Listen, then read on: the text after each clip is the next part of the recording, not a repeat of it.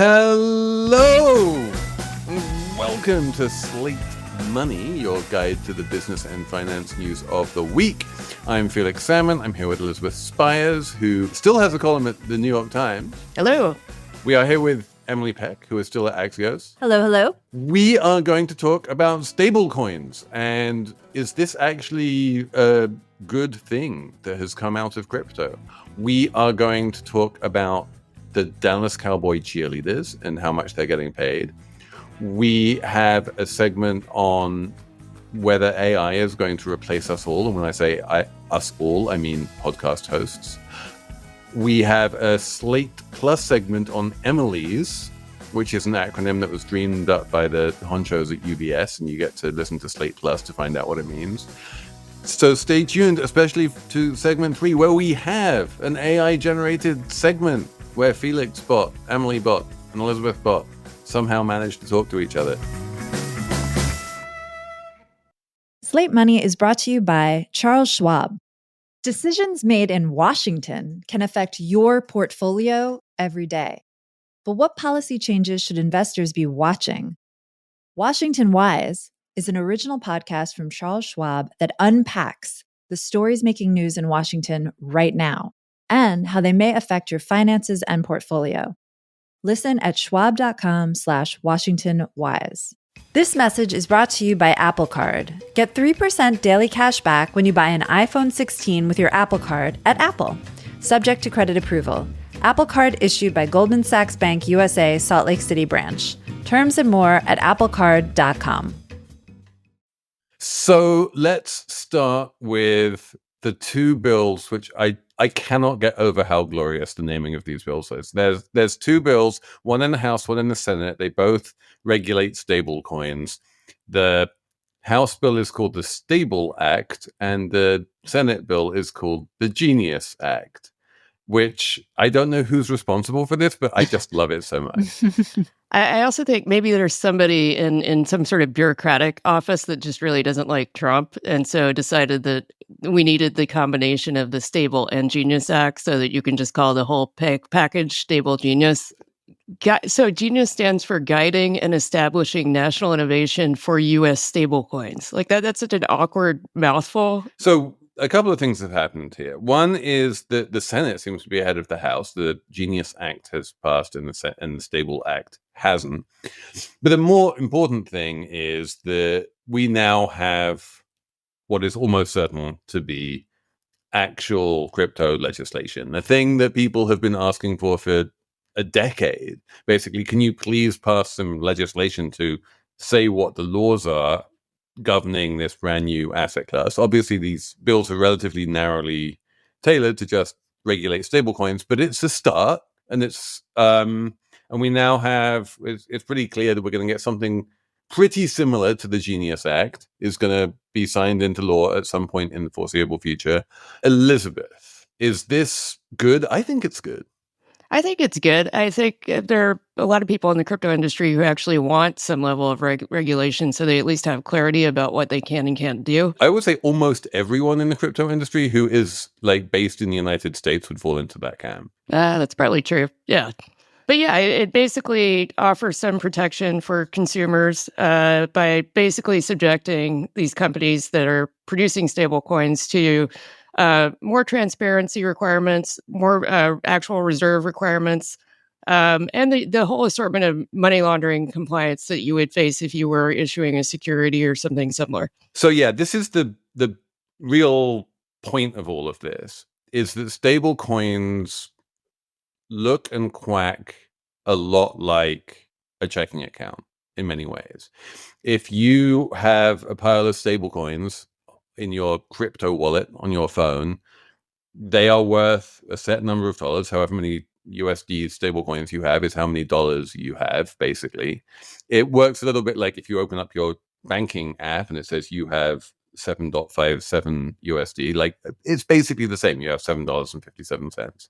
And you can transfer money to people, you can transfer money to businesses to pay for things.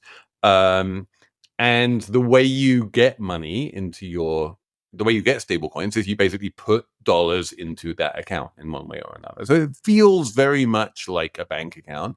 And the Senate is basically saying, well, if something feels like a bank account, it should be regulated in some way, and ideally in a way that is at least as strong as what we do for bank accounts.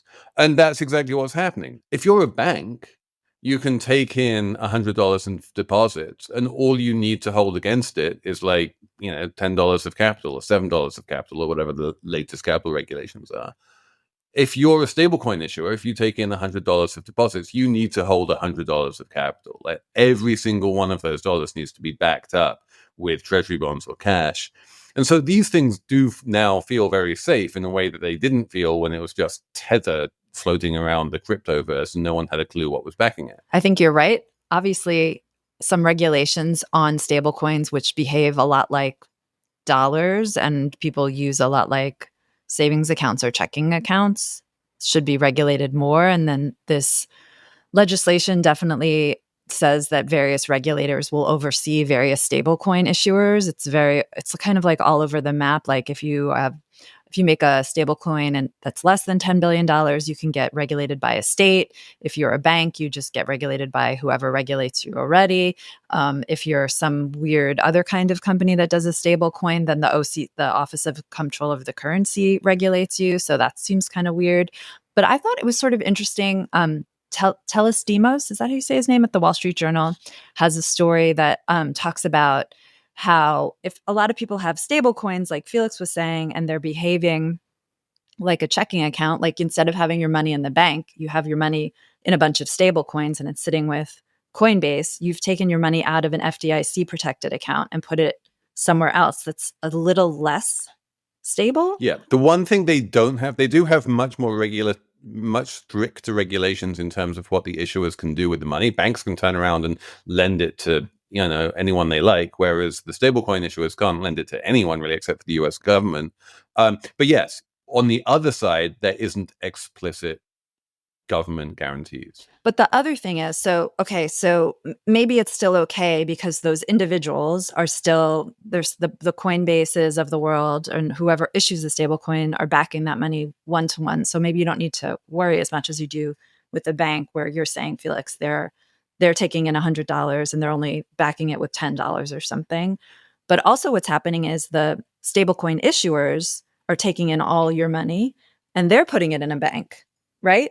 In accounts that aren't FDIC regulated. They're putting them in even bigger accounts that exceed the FDIC limits. So, and we saw this was a problem briefly in the SVB, the Silicon Valley Bank implosion a few years ago, where big-ish companies, startups like, I believe, Circle.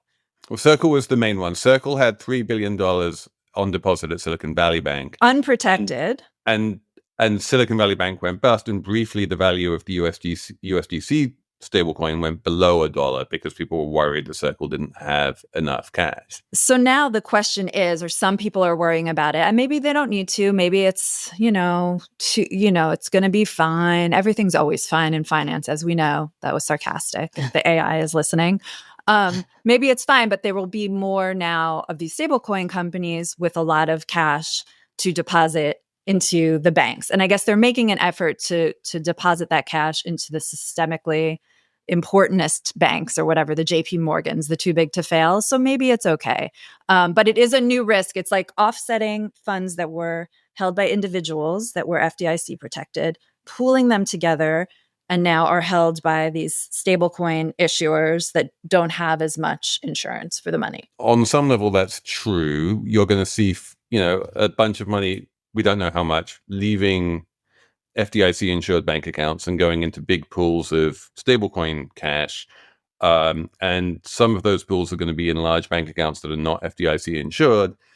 This doesn't really worry me because, for one thing, those big pools of cash are not particularly flighty, but mainly because we're talking about a tiny minority of the cash here. If you give money to Circle to buy a USDC stablecoin,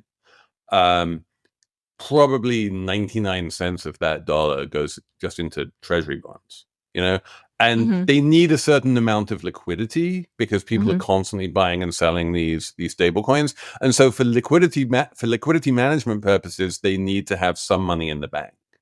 And that money in the bank is going to be more than $250,000. It's going to be like billions of dollars, but it's not going to be a significantly large percentage of the total stablecoins outstanding. I think it would be useful to kind of walk through why people would own stablecoins in the first place. There are basically two reasons why people want stablecoins. There's the past reason, and then there's the future reason. The past reason is that you want a kind of resting state for your crypto. If you're a crypto trader and you're constantly betting on like Bitcoin is going up and Ether is going down and Solana volatility or whatever, there's a bunch of coins out there that you're trading. You want to be able to trade in and out of them. And when you trade out of them, you don't want to be taking Bitcoin price risk or Ether price risk or anything else. You just want to have dollars. But moving your crypto in and out of dollars is time consuming and complicated and involves all manner of AML, KYC stuff. And so what you want is a sort of crypto version of dollars where you can keep your money in crypto, but just not be exposed to crypto price fluctuations in dollars. And so then that's where Tether came in. Tether was the first one, and everyone else has kind of copied that. So like the first thing is it's for crypto traders. The first biggest existing use case is it's for crypto traders. But I'm really excited about the other use case. So the second use case is super interesting, which is this could be a payments mechanism. So there's been reports about how Walmart and various other people are trying to set up their own stable coins. And famously, Walmart has wanted to open a bank in the United States for decades, has never been allowed to because the Federal Reserve says that you can't own a bank if you're not a bank. They opened up a bank in Mexico, which was very successful. And now this is basically a way for Walmart to do banking in the United States without having a banking license. And what it means is that you get to buy things at Walmart and pay for things at Walmart using the Walmart stablecoin, and presumably you get loyalty points or discounts or some other reason to use the stablecoin, and it's a nice profit center for Starbucks. Walmart's this is like the Starbucks card of Walmart. Basically, it has its own stablecoin, but it's on the blockchain. You can use it at Walmart, or you can use it anywhere else. You can use it to trade crypto. You can do all manner of things. And so it becomes a rival payments mechanism to the ones that we're familiar with, which is mainly the debit and credit rails of, and debit and credit. Walmart pays a lot of money to Visa and MasterCard and Amex and, all of these other payments companies in order to accept money from people. And then all of that money that it's currently paying for those people, it wouldn't need to pay if its customers were paying with a Walmart stablecoin. Yes, I'm extremely excited about this because it came up at a meeting a few weeks ago. Someone said, Walmart's looking at stablecoins. And I was like, why? And then everyone at the meeting was like, oh, this is totally expected. Everyone knew this was going to happen. And I'm like, but why do they want to have a stablecoin? I don't understand. And then in prepping for this segment, it hit me like, this is huge. Like, if Walmart can use stablecoins and get its customers to use stablecoins, the largest brick and mortar retailer in the country, I believe, and they can bypass MasterCard and Visa as payments so they can save themselves all that money and start making money. This is now not, we're not talking about crypto anymore. We're talking about a completely new payment system that like one of the biggest companies in the world would use, and it would totally change the game. And it would be so far off from what, anyone first envisioned cryptocurrency to be. It's something really different, created in the first use case, like you said, Felix, to facilitate cryptocurrency buying and selling and trading, but then becomes co-opted by this huge corporation to avoid these now would be legacy credit card companies. That's really interesting. And I want to just make this very clear. Basically, payments at that point stops being a cost center for Walmart. Right. It stops being a profit center for Walmart. The big question, of course, is whether any of Walmart's customers are going to sign up for this. And there's right now, it's not obvious what incentive they would need in order to do so, or how Walmart could persuade them to do this.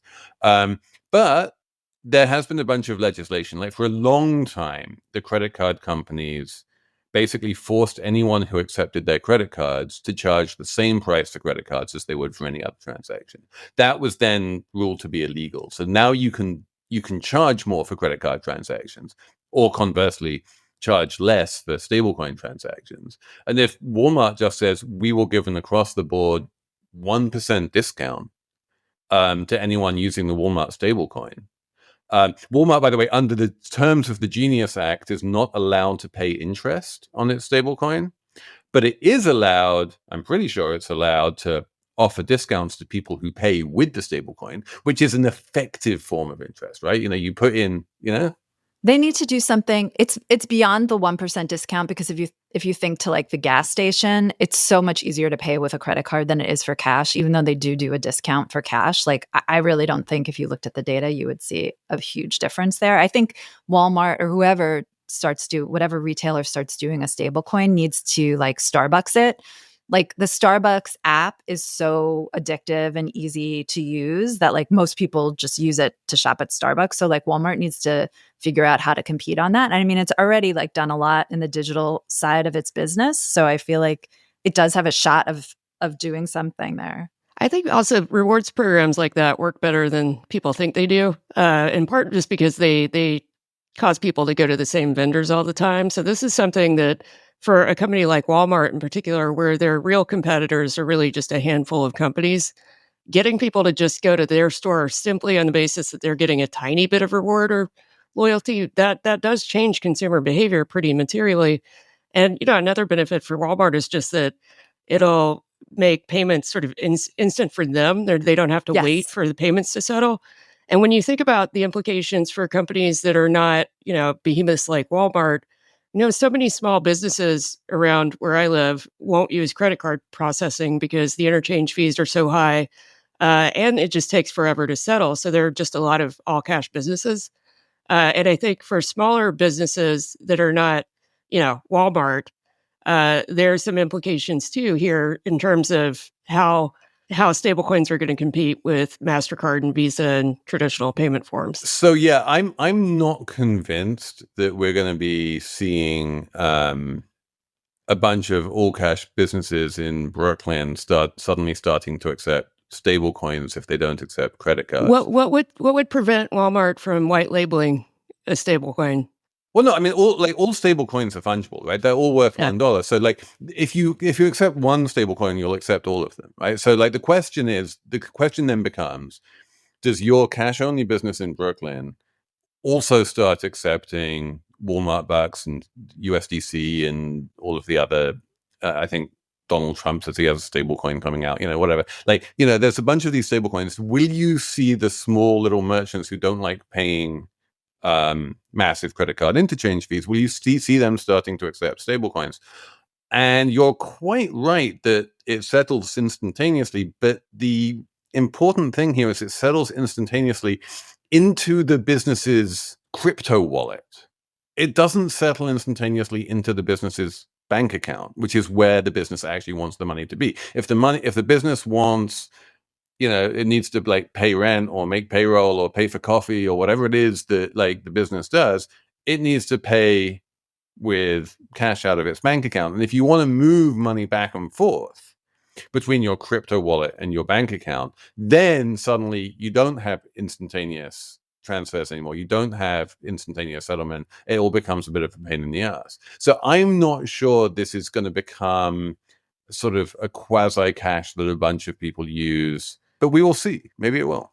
It's really cool. I'm now a crypto believer. I don't know what's happening to me, you guys.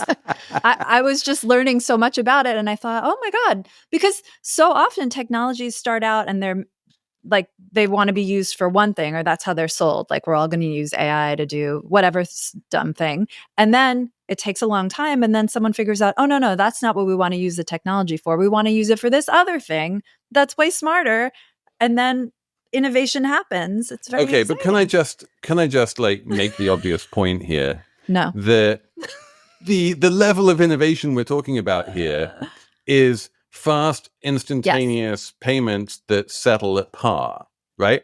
Yes. This is a thing that exists in almost every country in the Yes, world. I It's was only gonna- America yes. that doesn't have this, right? Like if you are in the UK or in Sweden or in India or in Brazil, like all of this happens already, and all of these payments settle instantaneously apart from your bank account. You don't need to set up a new crypto wallet. None of this is necessary. We are innovating something which, frankly, the Federal Reserve could and should have done 30 years. Well, at least I was 20 going to years ask ago. about that. Like, isn't this a huge miss and whiff by the federal government? Like, they make the dollar. Shouldn't they have made a good digital dollar that we could have all But used? it doesn't even need to be a digital dollar. Or conversely, you can say like all dollars are digital, right? Every Right. bank account, the dollar is digital. Like, just look at what everyone has done in terms of fast payments in, as I say, Sweden, UK, India, wherever.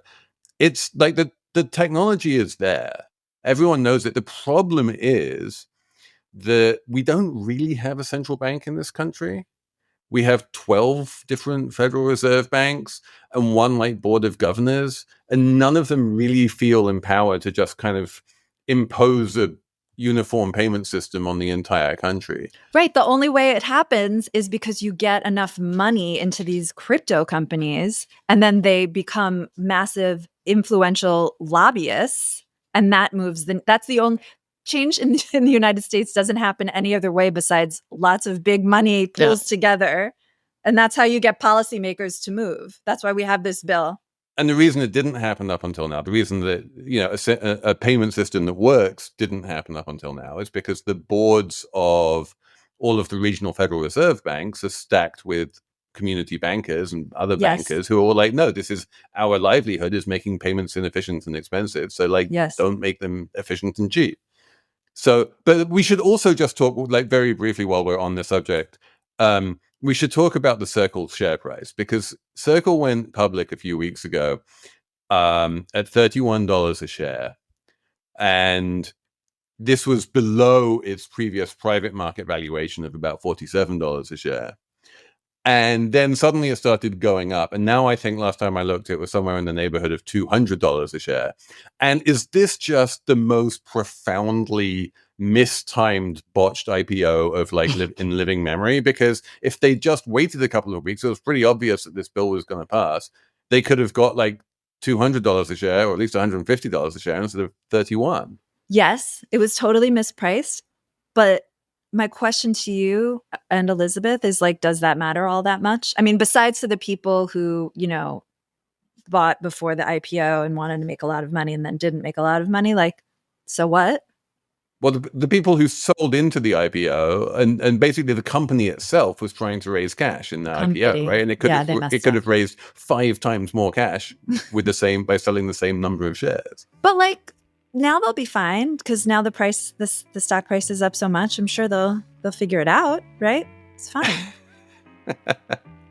Or does it look bad for whoever ran the IPO? It definitely looks bad for whoever ran the IPO. It was JP Morgan, Citigroup, and Goldman Sachs. It's just little companies, little banks, little startups.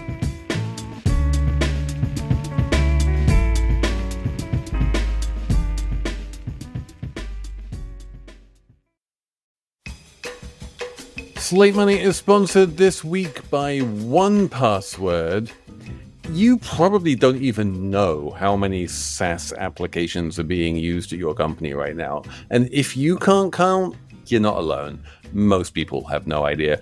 Trellica by 1Password helps you discover and secure access to all of those SaaS apps, even unmanaged shadow IT. Those apps are a security problem, and Trellica solves that problem. I am a 1Password user myself. I use it every day to store all of my passwords and personal information. I recently spent an enormous amount of time trying to find my national insurance number in the United Kingdom. It was a pain in the ass, and I never want to lose that again. So what did I do? I just put it into 1Password, and now I never need to worry about that ever again. Trellica by 1Password is like that, but for your entire company. It inventories every single app in use at your company, and then it pre-populates profiles to assess risk, letting you manage access, optimize spend, and enforce security best practices across every single app that your employees use. So manage your shadow IT, securely onboard and offboard employees, meet compliance goals. Trellica by 1Password provides a complete solution for SaaS access government. Trellica by 1Password provides a complete solution for SaaS access governance, and it's just one of the ways that extended access management helps teams strengthen compliance and security. So take the first step to better security for your team by securing credentials and protecting every application, even unmanaged shadow IT. Learn more at onepassword.com/money. That's onepassword.com/money, all lowercase. This message is brought to you by Apple Card. Each Apple product, like the iPhone 16, is thoughtfully designed by skilled designers. The titanium Apple Card is no different. It's laser etched, has no numbers, and it earns you daily cash on everything you buy, including 3% back on everything at Apple. Apply for Apple Card on your iPhone in minutes, subject to credit approval. Apple Card is issued by Goldman Sachs Bank USA, Salt Lake City branch. Terms and more at applecard.com. Okay, so let's move on from crypto cheerleading. We have now all become crypto fans here at Slate Money. Let's move on from crypto cheerleading to actual cheerleading. I have met a couple of Dallas Cowboys cheerleaders. They were quite intimidating, and I blushed wildly. And I have a photograph of me looking very uncomfortable standing between a couple of Dallas Cowboy cheerleaders.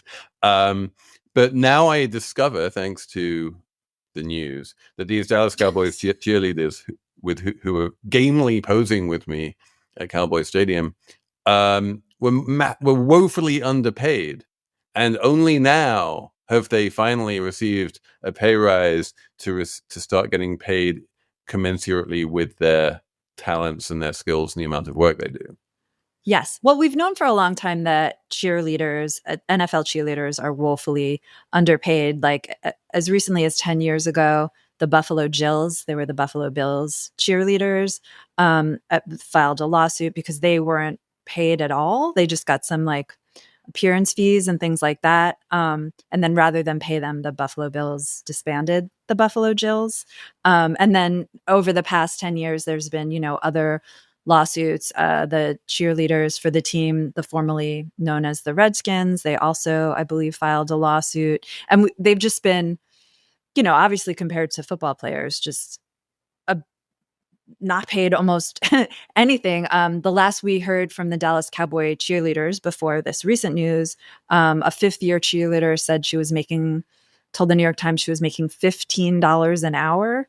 I mean, the Cowboys make a lot of money. It's wild that's how much these women are paid. And the reason we know about the raise is it's a promotion and in marketing for the Netflix show America's Sweethearts, which is really good. And just its second season just premiered this week. So I guess towards the end of the second season, which I haven't watched, they reveal that they've secured a 400% pay increase, which I think is just like really good news. I'm trying to see a downside and I'm not seeing it. So Emily, as our local expert on pay disparities, can you explain to me, number one, why have cheerleaders historically been paid so little? And number two, what do you think changed?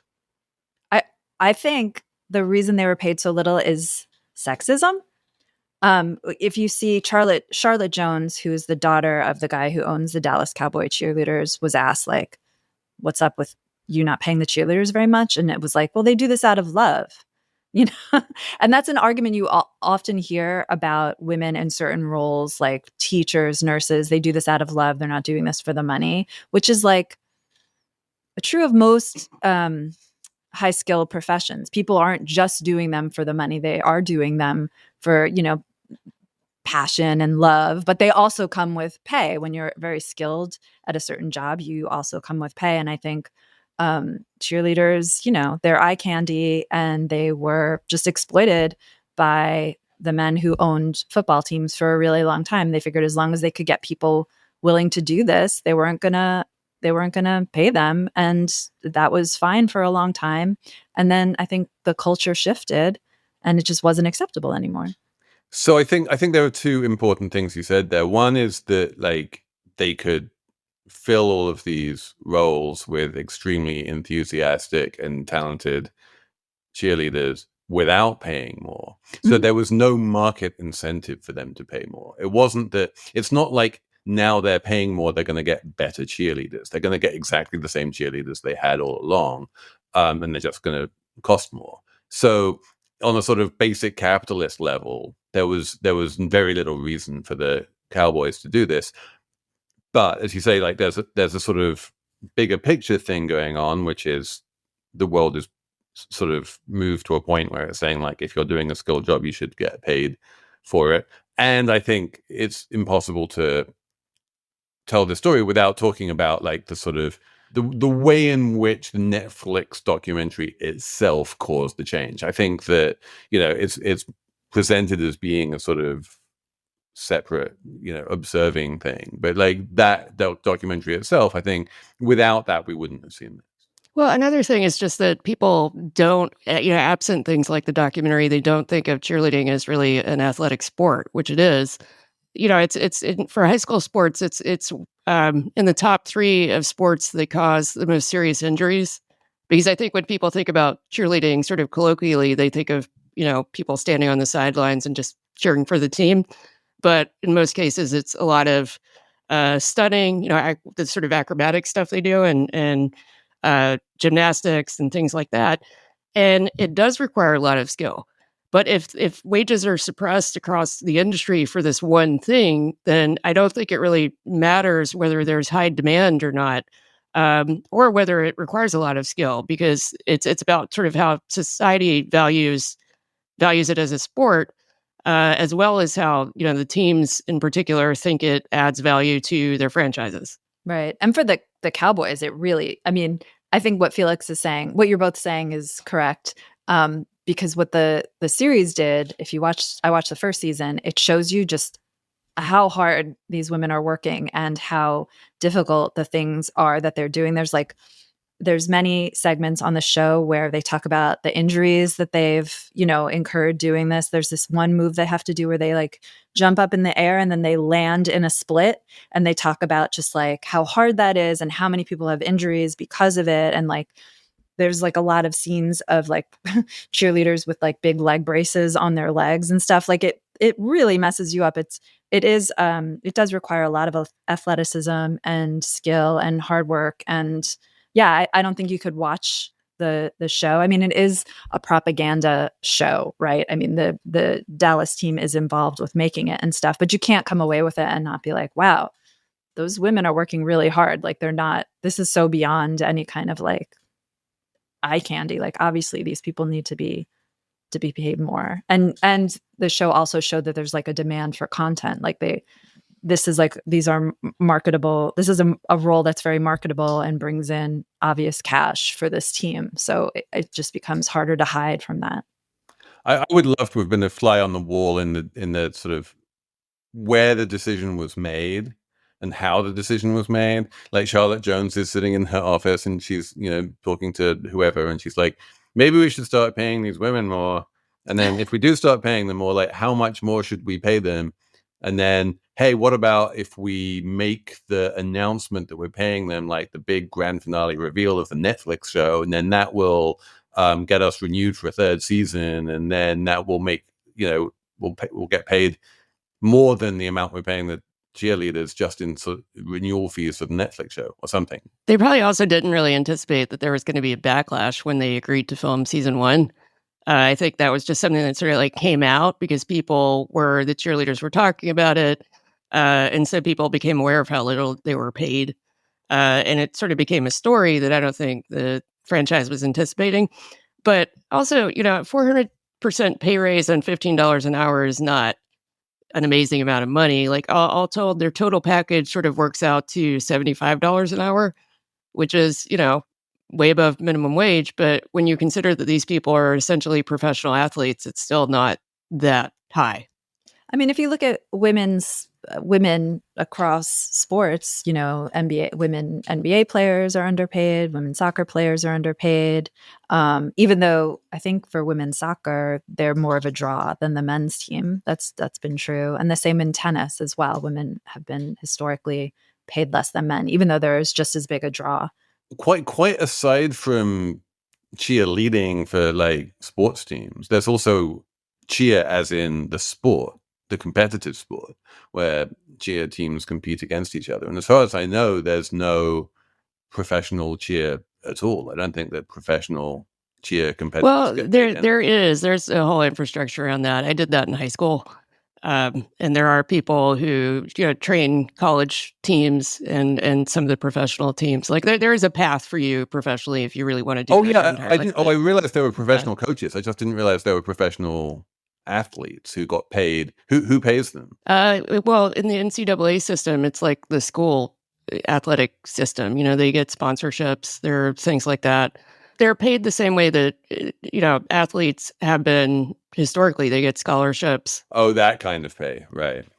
But so let me ask you, since you used to do this, like once you leave the varsity system, are there professional cheer teams who compete professionally and get paid?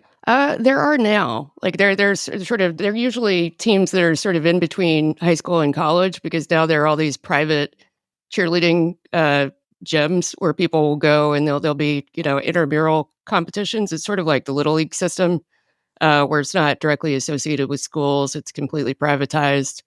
I think there is a sort of ceiling on how long you can do it, because it's sort of like a lot of gymnastics, a lot of acrobatic stunts. Like you're not going to be a 40-year-old cheerleader who's doing that kind of gymnastics and stunts. You Sure. sort of, there's an age limit on it, but yeah. You can go off and do it professionally for a couple of years before you go to university and make some money that way. Yeah, I don't think it pays well, but yeah. I have some follow-up questions for you too, Felix. I feel like I'd be remiss if I didn't ask you why you were at a Dallas Cowboys football team game and met cheerleaders. Like it's not, as you would say, it's non-obvious. Not on brand for you. It's non-obvious. It's off. No, I not only met the Dallas Cowboys cheerleaders, I also met Charlotte Jones. I was committing journalism. I was reporting a story about Cowboys Stadium. What? Yeah, and I went down there and I saw a football match, and I was in the owner's box, and what? Then the cheerleaders came up, and then I took this artist, because I was writing about the art in the stadium. I took this artist named Tom Friedman on a little tour of the art in the stadium, and then when I came back to the box, they were like, "Oh, you just missed Beyonce." Oh, what? Okay, great. That's asked and answered. Now, Elizabeth, you were a cheerleader in high school or not college? on brand for me either. That is not on brand either in high school. Okay, all right. No. And I liked dancing, and I liked doing the stunny things, because I was the person who got thrown in the air, and it was fun. And then when you were doing it, was it called cheer, or was it still called cheerleading back then? It was called cheerleading, but we did those competitions that you see on ESPN. So there was a competitive aspect to it. Wow, that's intense. And you didn't get injured? Well, I got minor injuries, but I didn't. I could have easily broken my neck, I realize in retrospect. So. We are very happy that you did not break your neck.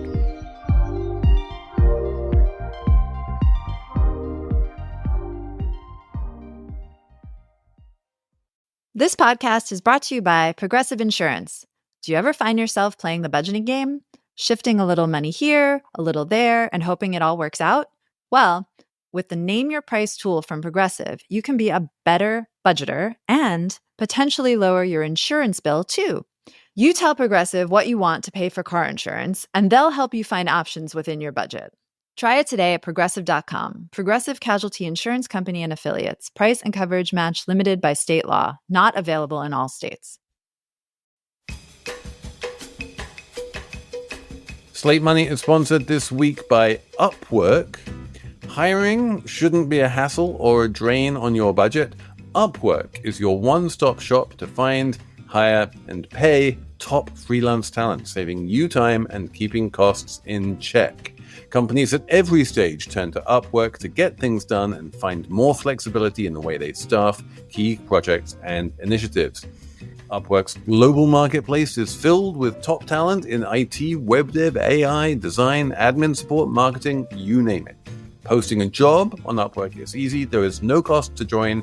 You can register, browse freelancer profiles, get help drafting a job post, or even book a consultation. And then you can connect with freelancers and hire them with ease. The entire process is simpler and more affordable with Upwork, and they have industry-low fees. Post a job today and hire tomorrow with Upwork. Visit upwork.com right now and post your job for free. That is upwork.com to post your job for free and connect with top talent ready to help your business grow. That's upwork.com, upwork.com. Let's move on to the best part of the show, which is where we get to sit back and automate this shit. Like, I have this dream that we don't even need to phone in Slate Money. All we need to do is press a button and an AI will go out and read the news and work out what the top business and finance news of the weeks are, and will impersonate all three of us and we'll discuss the news, and all we need to do is cash our checks for our, voice likenesses. So last week on the podcast, we talked about AI and then mentioned in passing, wouldn't it be cool if AI could make our podcast, or would it be cool? We don't know. So our listeners are amazing and wonderful. And one of them, Mike Tedasco, who is a fellow at San Diego State University who researches AI, wrote to us and he was like, I'm looking for something to do, summer project. I can make this for you. I can turn you into AI bots and produce a segment of Slate Money. And we were like, please do that right away. Hurry. Get on that. This is what he came up with no more further introduction. Let's listen to what, I'm not going to say this is the state of the art of AI, but this is what Mike managed to do in the space of, a number of hours. Hello, welcome to a special Slate Plus segment of Slate Money. I am not Felix Salmon, but I am Felix-bot, a sophisticated but slightly uncanny artificial intelligence facsimile of the always handsome Felix Salmon. Joining me are my equally synthetic co-hosts, EMILLI-bot and Elizabeth-bot. Greetings, my fellow artificial comrades! Hello, or should I say, beep boop. I can't believe we've reached the point where I'm an AI bot. Somehow it was inevitable. Yes, inevitable indeed. Just for context, last week on the podcast, we casually joked about how an AI-generated Slate Money podcast might sound. Well, one fearless listener took that as a challenge. And this, right now, is a creation. And this whole thing is AI generated. Our voices, this entire AI generated conversation is built from about 12 seconds of our real human voices. Which honestly is about how long Felix usually lets us talk anyway. Very funny. To be precise, our listener used an open source text-to-speech model called FTTTS. Now, there are more sophisticated models like 11 Labs that capture intonation and emotional nuances much better. But still, it's genuinely impressive how much personality can be mimicked from such a tiny audio clip. It's pretty good, but clearly not perfect. If you listen closely, you'll hear little glitches and slight robotic inflections, like Zezist were. Which, frankly, is perfect if you're aiming for a Felix on too much espresso vibe, but for authentic emotional depth, not quite there.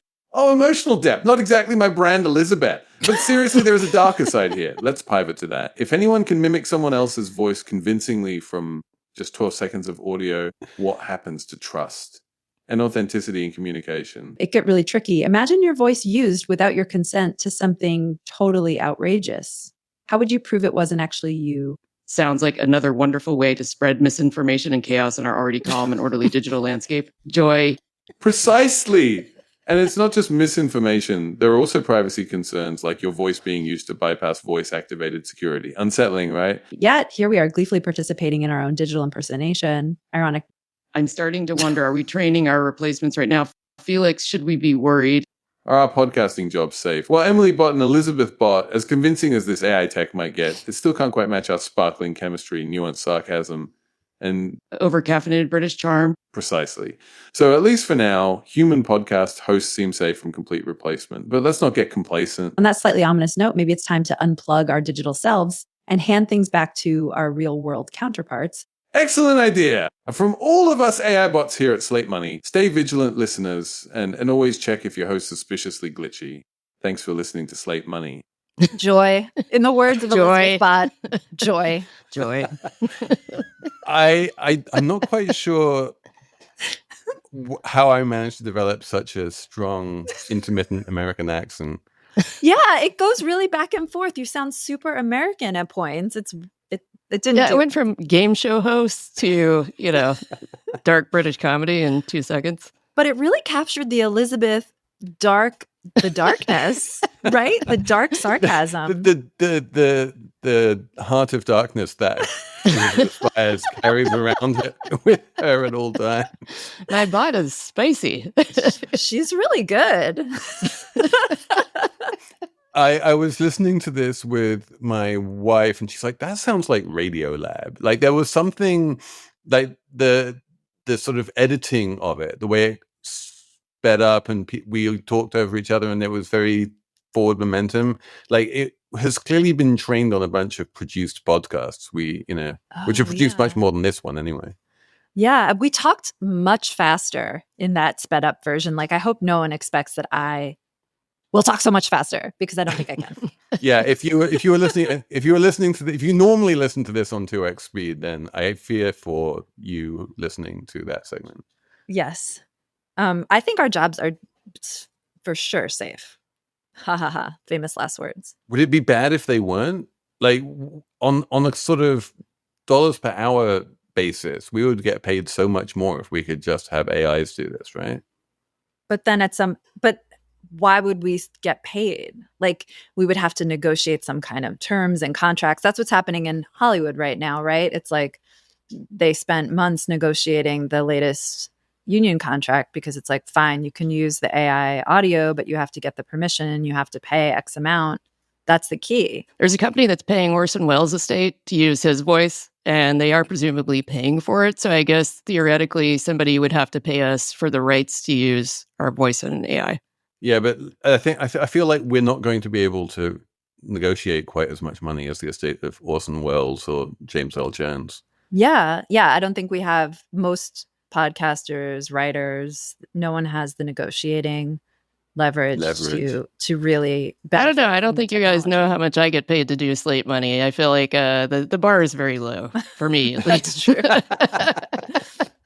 Wherever the bar is, employers, they're good at lowering it more when it comes to pay, except I guess if you have a Netflix show. I mean, if we had a Netflix show, that could really highlight. I have to say that just like running this forward a bit, if it's more than just Mike in San Diego, if a big podcast company actually invests in this technology and trains an AI on not 12 seconds, but many, thousands of hours of Slate Money or podcasts generally, and then creates like podcasts, individualized podcasts on the fly. So I can be like, here's a headline. I don't really understand what's going on.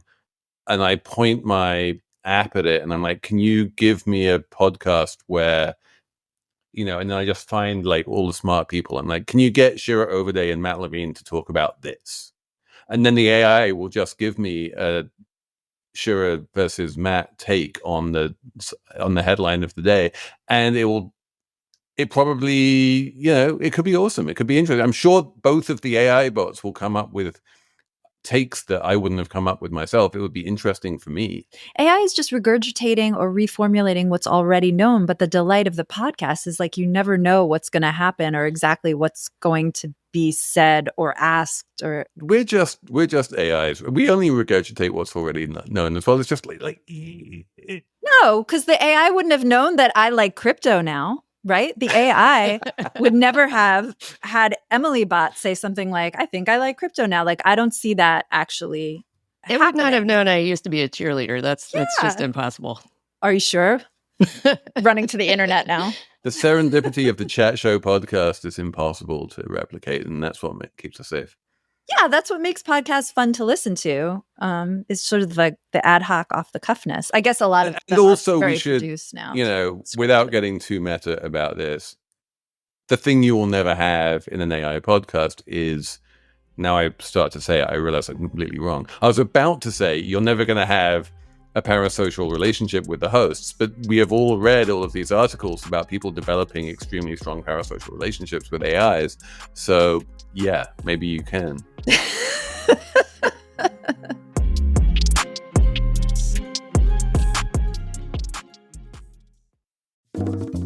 This podcast is brought to you by Progressive Insurance. Do you ever find yourself playing the budgeting game, shifting a little money here, a little there, just hoping it all works out? Well, with the Name Your Price tool from Progressive, you can be a better budgeter and potentially lower your insurance bill, too. You tell Progressive what you want to pay for car insurance, and they'll help you find options within your budget. Try it today at Progressive.com. Progressive Casualty Insurance Company and Affiliates. Price and coverage match limited by state law. Not available in all states. I think we should just quickly segue to a numbers round before this spirals into Elizabeth's Heart of Darkness. Elizabeth, do you have a number? I do. It's 300,000, and that's about how many likes a TikToker named Rachel Reno got after she called a Diet Coke a fridge cigarette in her TikTok. And this is partly reflective of Gen Z consumption habits, where they're all just way healthier than Gen X.